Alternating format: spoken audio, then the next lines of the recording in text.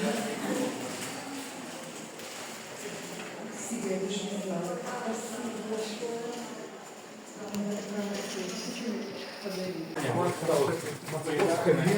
туда далеко все не убегаете, потому что там выхода нет, выход здесь, так что аккуратно.